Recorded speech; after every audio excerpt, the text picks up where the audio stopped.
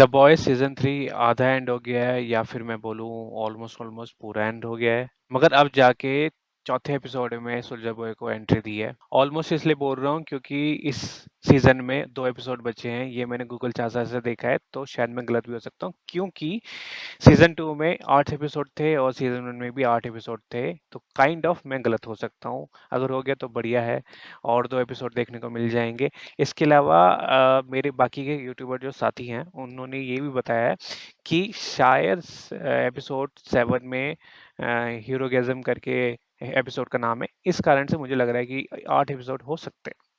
मगर इस वीडियो को बनाने का मेरा एक ही मकसद है, आप लोगों से पूछना और आपके सामने एक क्वेश्चन रखना कि क्या आर रेटेड इतना भी ज़रूरी है इस शो को या किसी भी शो को चलाने के लिए, इतना भी नीड है क्या? तो आज की वीडियो में मैं इस पे बात करूँगा आप लोगों से, मगर उससे पहले इंट्रो हो जाए। Hey guys, welcome to our YouTube channel. My name is Ravi Saxena और आप लोग देख रहे हैं मैन आउट ऑफ टाइम।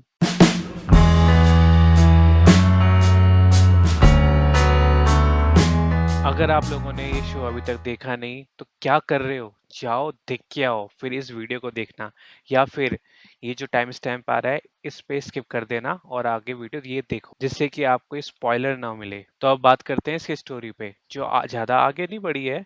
ये शो मिड पॉइंट पे आ गया फिर भी स्टोरी इतनी आगे नहीं बढ़ी है। बस होमलैंडर खुला सांड हो गया है। अगर मैं हुई की बात करूँ तो वो पहले बुचर के साथ था, बाद में उसका तरीका बुचर का तरीका उसको पसंद नहीं आया तो विक्टोरिया के पास चला गया।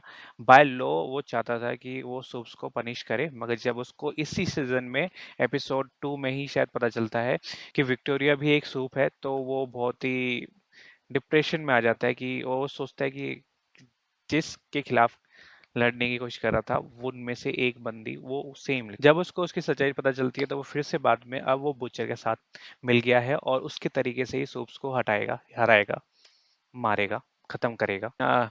सारे बॉयज साथ में आ गए। अब उन्होंने प्लान बनाया है होमलैंडर को मारने का, जो कि प्लान शुरू से ही था। प्लान मजबूत इसलिए भी हो गया क्योंकि बुचर को मेव ने कुछ ऐसा बताया है जिससे के कारण होमलैंडर को मारा जा सकता है। उसने बताया कि एक ऐसा वेपन हो सकता है रशिया में, क्योंकि द सोल्जर बॉय जो हैं उसको भी उसी पे वेपन से मारा गया था और वो वेपन शायद होमलैंडर को मार सकता है।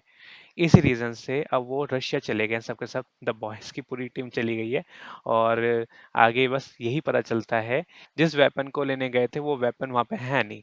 उसके अलावा उनको मिलता है द सोल्जर बॉय। तो वो पहले ये सोच रहे थे कि वो मर गया है, मगर नहीं, वो मरा नहीं है, वो जिंदा है। वो वहाँ पे उसको मिलता है।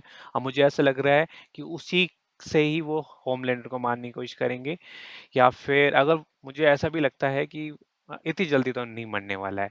तो ऐसा भी हो सकता है कि शायद उसको बाय पॉलिटिक्स के कारण वो भिड़ा दे होमलैंडर और सोल्जर बॉय से। और पहले तो वो कोशिश करेंगे वो उसको मार दे सोल्जर बॉय, शायद वो मार ना पाए, बाद में वो पॉलिटिक्स कुछ चल जाए। अब देखते हैं कितना आगे बढ़ेगा। सीजन 4 अनाउंस हो चुका है, तो लेट्स सी। और सोल्जर बॉय बाहर निकल के सबसे पहले किमिको को मारने की कोशिश करता है और जैसा शुरू में दिखाया गया था कि किमिको नहीं मर सकती, उसका घाव जल्दी से भर जाते हैं, मगर अब नहीं भर रहे हैं। और अब लगता है कि पता नहीं वो मर ना जाए। होप फॉर द बेस्ट कि वो मरे ना। अब एपिसोड 5 में पता चलेगा कि वो बची है या नहीं। अब देखते हैं कि बॉयज क्या करेंगे, क्योंकि हथियार तो नहीं मिला। अब सोल्जर बॉय को कैसे कन्विंस करेंगे कि वो होमलैंडर को मार दे। जहाँ तक मुझे लगता है कि सोल्जर बॉय उसको मार ना पाए, क्योंकि शायद वो यहाँ पर भी कॉमिक्स की तरह दिखाया है, क्योंकि कॉमिक्स में सोल्जर बॉय एकदम एक नंबर का फट्टू आदमी था। और या उसके साथ सुला देंगे जैसा कॉमिक्स में हुआ था, मगर उसके और होमलैंडर के बीच कुछ शॉर्ट ऑफ पॉलिटिक्स का ट्विस्ट ला दें जिससे कि ये शो को थोड़ा आगे और बढ़ा सकें और सीजन 4 में भी यही दिखाएं शायद। तो भाई लोग, शो में बस इतना ही हुआ है कि वो होमलैंडर को मारने की कोशिश कर रहे हैं। उनको एक वेपन की इंफॉर्मेशन मिलती है, बट रशिया जाके पता चलता है कि सोल्जर बॉय है ये वो वेपन, या फिर वेपन था ही नहीं कोई, खाली सोल्जर बॉय था। अब देखते हैं कि सोल्जर बॉय के थ्रू वो कैसे मार सकते हैं होमलैंडर को। कहानी बस इतनी ही थी। अब देखते हैं आगे क्या होता है और कैसे कहानी प्ले आउट करती है। बाकी जितनी भी मेरी स्पेकुलेशन थी वो मैंने इस वीडियो में बता दी है स्टोरी में। बट अब मैं बात करता हूँ आर रेटेड के बारे में थोड़ा। बाकी ये तो बात स्टोरी की थी। अब मैं ये बात कर लेता हूँ कि क्यों अमेज़न वाले या इनके इस शो के प्रोड्यूसर इसको आर रेटेड बना रहे हैं, या फिर मैं कह लूँ कि इतना आर रेटेड क्यों बना रहे हैं। मगर उससे पहले मैं बता दूँ कि आर रेटेड होता क्या है। कोई भी मूवी निकलती है या सीरीज़ निकलती है तो एक सेंसर बोर्ड जो है, जो हमारे इंडिया के अंदर भी है और बाहर हॉलीवुड में भी है, तो वो आर रेटेड या फिर ऐसी सर्टिफिकेट्स प्रोवाइड करता है। डिपेंड करता है कि वो मूवी सीरीज किस चीज की पे है और किन लोगों के लिए बनाई गई है स्पेशली। तो अभी आप स्क्रीन पे देख सकते हो कि सेंसर बोर्ड क्या क्या और किस किस तरीके से रेटिंग करता है मूवी को। तो सबसे पहले मैं बात कर लेता हूँ पीजी रेटेड या फिर मैं कह लूँ पेरेंटल गाइडलाइन रेटेड मूवी की, जो कि वो मूवीज होती हैं जिनको बच्चों के लिए और सिर्फ बच्चों के लिए बनाया जाता है। इसमें बहुत सारे कार्टून्स, सीरीज और कार्टून मूवीज भी आती हैं, और हैरी पॉटर या फिर ऐसी फैंटेसी वाली मूवीज भी आती है और नॉर्मल बच्चों। इसके अलावा PG-13 रेटेड मूवी होती हैं और उसका उद्देश्य ये होता है कि जो बच्चे 13 साल से ऊपर हैं सिर्फ वही देखें, और मोस्टली जो मूवी बनती है वो इसी में बनती है PG-13। और आप अगर देखें तो मार्वल, डीसी या फिर डिज्नी की मूवी जो बनती है वो PG-13 में ही मैक्सिमम बनाते हैं, क्योंकि उनको हर तरीके की ऑडियंस चाहिए होती है अपने मूवी में, अपने थिएटर में। वैसे ही आर रेटेड भी एक सर्टिफिकेट होता है जो उन मूवी को मिलता है जिसमें मार-धाड़, खून-खराबा या फिर न्यूडिटी चलती है और अब्यूजिंग लैंग्वेज भी यूज होती है। तो इन मूवी को जो बच्चे 18 साल से ऊपर हैं वही देख सकते हैं, और अब तो एज भी कम कर दी है, जो कि 16 कर दी है। तो अब आप लोग समझ गए होंगे ऊपर ऊपर से मोटा मोटा कि ये सर्टिफिकेट्स क्यों और किन किन मूवी को मिलते हैं। और आर रेटेड मूवीज जो होती हैं, जैसे कि मैंने बताया कि खून खराबा और ये सब दिखाया जाता है, जो बच्चों को अलाउ नहीं होता देखने के लिए। मगर द बॉयज जो सीरीज है वो सबका बाप है, सभी का बाप। मगर मैं पूछ रहा हूँ कि इतना भी आर रेटेड क्यों? वो इसलिए पूछ रहा हूँ क्योंकि इस शो में आर रेटेड की सीमाएं, बाउंड्रीज पार कर रखी हैं। लोग PG-13 की बाउंड्रीज को पुश करते हैं क्योंकि वो लोगों को अच्छा मजा देना चाहते हैं, बट इसने तो आर रेटेड की सीमाएं पुश कर रखी हैं बुरी तरह, और अभी भी करते जा रहा है। हर एपिसोड में कुछ ना कुछ यूनिक देख लोगे इसके। अब तो ये लगता है कि इस शो में जैसा दिखाया जा रहा है उसके लिए अलग ही सर्टिफिकेट बनाना पड़ेगा, जैसे ये शो चल रहा है। और खाली ऐसा नहीं है कि अमेजन वाले ही पुश कर रहे हैं बाउंड्रीज को फालतू में, नहीं। बात तो ये भी है कि ऑडियंस को भी बड़ा मजा आ रहा है देखने में, स्पेशली वो ऑडियंस जिन्होंने एंड गेम के टाइम पे एंटमैन की थ्योरी बनाई थी, या वो जो डीसी में ये क्वेश्चन पुट करते हैं कि बैटमैन और रॉबिन गे कपल हैं या नहीं। बस किसी न किसी रीजन से मार्वल और डीसी वो चीज दिखा नहीं पा रहा है बड़े पर्दे पे या टीवी सीरियल पे, बट द बॉयज के क्रिएटर वही चीजें ढूंढ ढूंढ के दिखा रहे हैं। वो कह रहे हैं कोई नहीं, वो नहीं तो हम दिखाएंगे। द बॉयज यूनिवर्स मार्वल और डीसी का एक पैरोडी है, मगर अब वो फुल मसाला डाल के बना रहे हैं अपने हर एपिसोड को। देखो, मार्वल का चूहा एकदम फैमिली मैन है और उसको बच्चों की परवाह है, no bad words in front of kids, तो वो तो कभी दिखाने वाला है नहीं। पता नहीं बड़ी मुश्किल से डेडपुल जो मार्वल डेडपुल 3 बना रहा है उसमें आर रेटेड कैसे उसने अलाउ कर दिया है। और दूसरी तरफ डीसी यूनिवर्स की बात करूं तो उनका माल सेक्सी था, सेक्सी है, सेक्सी रहेगा। मगर ग्रह नक्षत्र डीसी और वार्नर ब्रोस के सही नहीं चल रहे हैं। तभी अभी जो रिसेंटली सुपरमैन की एनिमेटेड मूवी आई है उसमें सुपरमैन को एक नंबर का कमीना दिखाया है, जस्ट लाइक होमलैंडर। मगर उस मूवी में कंट्रोवर्सी हो गई कश्मीर को लेके। अब उस टॉपिक पे कभी और बात करेंगे तसल्ली से। बाकी डीसी लाइव एक्शन मूवीज की बात करें तो उसको तो शराब मिला पड़ा हुआ है।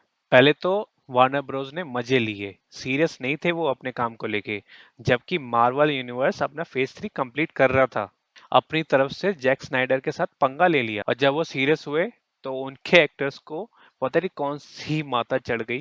अब वो कांड पे कांड करे जा रहे हैं। पहले तो जॉश विडन वाला कांड, फिर अम्बर हर्ट वाला कांड। अब सब सही चल रहा था तो रे फिशर ने पता नहीं कौन सी गुट्टी पी के ट्विटर पे लिख लिख दिया भाई, उसके साथ भी ऐसी ही बकचोदी हो गई। और अब तो इजराइल में कांड पे कांड करता वो घूम रहा है। भाई इतना अच्छा रेपुटेशन है तुम्हारा, इतने अच्छे पैसे मिल रहे हैं, ठीक है, अमीरी में भी कोई कमी नहीं है, मगर ड्रग ड्रग पेडलर बनने की क्या जरूरत है यार तुमको, क्या नीड है ऐसी? बताओ। अब डीसी इस सब चीजों को संभालने में लगा पड़ा हुआ है। अब रही बात मार्वल के बाप डिज्नी की, तो उसका बिल्कुल भी मूड नहीं है कि वो एंटमैन या और भी कोई भी थ्योरी को सच कर दे बड़े पर्दे पे या फिर सीरीज में। अब कमेंट में व्हाट इफ सीरीज के बारे में बात मत करना, क्योंकि वो एनिमेटेड है, उसमें चलता है ये सब। और ध्यान से देखा होता तो उसमें भी हक दिया है। थैनोस को तो बिल्कुल जेली बना दिया है। ऐसा भी कोई मारता है यार किसी को? तो भाइयों, इधर-उधर ना जाते हुए अब मैं अपने क्वेश्चन में फिर से लौटूंगा और मैं पूछना चाहूंगा कि इतना भी जरूरी है किसी भी शो को आर रेटेड होना? अब ये प्रश्न मैं इसलिए पूछ रहा हूँ क्योंकि सारा खेल हद का है, सीमा का। अब किसी भी चीज की सीमा होती है। किसी भी शो को या किसी भी मूवी को हम देखते हैं तो हमारे पास कुछ मापदंड होते हैं। उसी पे हम जज करते हैं कि ये शो या मूवी अच्छी है या गंदी। तो उसी मापदंड को, उसी चीज को एक लिमिटेड पॉइंट पे होना चाहिए, एक सीमा होना चाहिए, उससे बाहर ना जाए। मगर द बॉयज में एकदम जो आर रेटेड है उसको एकदम उन्होंने हद पार कर रखी है। हमको शो अच्छा लग रहा है और इसमें कोई भी डाउट नहीं है। और हम ये भी देखना चाहते हैं कि अपनी ये आर रेटेड की पॉलिसी को कितना आगे दिखाते हैं, कितना आगे बढ़ाते हैं और हमें क्या-क्या नई-नई चीज़ दिखाएंगे, क्योंकि हम वो देखना चाहते भी हैं। मगर वो लोग अपने शो को सिर्फ और सिर्फ इस पॉइंट पे लॉन्ग टाइम के लिए नहीं भेज सकते, उनको कुछ और भी चीज़ ध्यान देनी होगी। स्टोरी को इतना प्लेन रखना सही नहीं रहेगा उनके लिए। ट्विस्ट एंड टर्न इस चीज को ना लेके कि कभी भी कोई भी मर रहा है उसको ना लेके कुछ और भी आने चाहिए। मगर अगर मैं इंडिया की बात करूं तो यहाँ पे जितना भी चारों एपिसोड आए हैं तो उसमें सिर्फ और सिर्फ एक ही सीन में ब्लर करा है जो हिप वाला सीन है। और जैसा मैं यहाँ पे हिंदी में डब देख रहा हूँ और इंग्लिश में तो है ही है इनका, हिंदी में जैसा डब देख रहा हूँ मुझे उस डब को सुन के लग रहा है कि इन लोगों को पूरी छूट मिली हुई है अमेजन वालों को, और इस पूरी छूट के लिए उन्होंने पक्का पैसे बहाए होंगे, क्योंकि उनको मालूम है कि यही चीज है जो उनकी शो की यूएसपी है, जिसके कारण वो अपने शो को बेच रहे हैं। क्योंकि शो में से 1 मिनट के लिए भी आर रेटेड हटा दें या फिर उसको उतना ना दिखाएं जितना वो दिखा रहे हैं, तो मुझे नहीं लगता कि शो की जो स्टोरी है वो इतनी स्ट्रांग है जिसके कारण शो बिक जाएगा। और इसके अलावा शो में एक ही अच्छी चीज है जो मार धाड़ में अच्छी लगी, वो ये कि it's kind of like Game of thrones.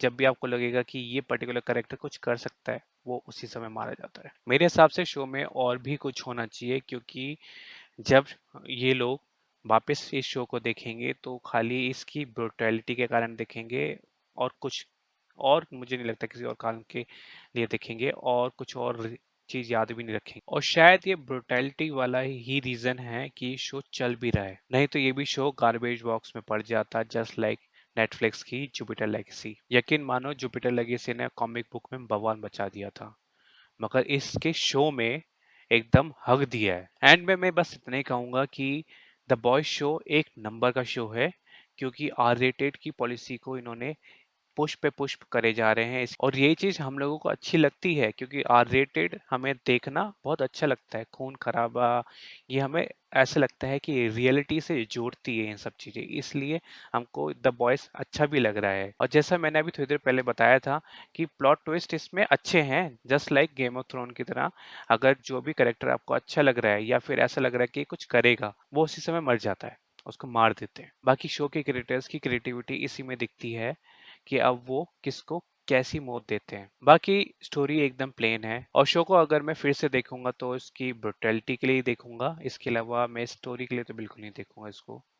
तो गाइज, अगर आप लोगों को ये वीडियो मेरी पसंद आई है, मेरा जो एक्सपीरियंस रहा है इस शो को लेके, या फिर मेरे जो थॉट्स हैं वो अच्छे लगे हैं, तो वीडियो को लाइक करना। अगर आप लोग नए हैं मेरे चैनल पे तो मैं बता दूं, मैं ऐसी वीडियोस डालता रहता हूं, तो वीडियोस को सब्सक्राइब करना और नोटिफिकेशन के लिए बेल आइकन दबा देना। जब भी मैं वीडियो डालूंगा तो आपको वीडियो टाइम पर मिल जाएगी। तो मैं आपको मिलता हूं अगली वीडियो में, तब तक के लिए टाटा, सायोनारा, बाय बाय।